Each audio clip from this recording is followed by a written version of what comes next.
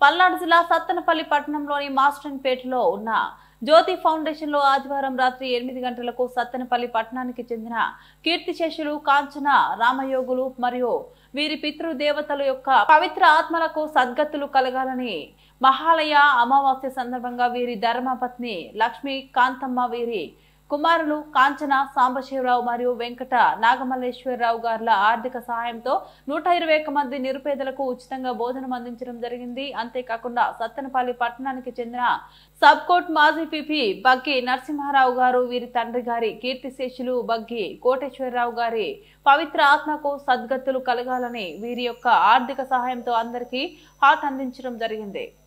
ఈ సందర్భంగా దివ్యల శ్రీనివాస్ మాట్లాడుతూ మహాలయ అమావాస్య సందర్భంగా అనేక మంది దాతలు ముందుకు రావడం దాన్ని సద్వినియోగం చేయాలని రాత్రి వేళ అయినప్పటికీ ఇక్కడ సేవలు అందించడం జరిగింది. ఈనాటి దాతలకు మరియు జ్యోతి ఫౌండేషన్ అధ్యక్షురాలు వల్లెటి కుమారి గారికి సేవలు అందించిన యువతకు సకాలంలో రుచి శుచికరమైన భోజనాన్ని అందించిన ఓగిపోయిన కొండలకు హృదయపూర్వక ధన్యవాదాలు తెలిపారు. ఒక గంటన్నర క్రితం వరకు సత్తెనపల్లి పట్టణంలో కుంభవృష్టి అయినప్పటికీ కూడా దాతలు మరి చేసిన దాన్ని భరతమాత అన్నప్రసాద్ వితరణ పథకం ద్వారా మరి వర్షం అయినా గానీ సంకల్పం నెరవేర్చాలనే ఉద్దేశంతో మరి 121 మందికి ఇక్కడ మరి భరతమాత అన్నదాన ప్రకారం ఉదయం 2 ప్రాంతాల్లో చేయటం జరిగింది. 3వ ప్రాంతమైనటువంటి జ్యోతి ఫౌండేషన్ లో మరి ఇక్కడికి రావటం జరిగింది.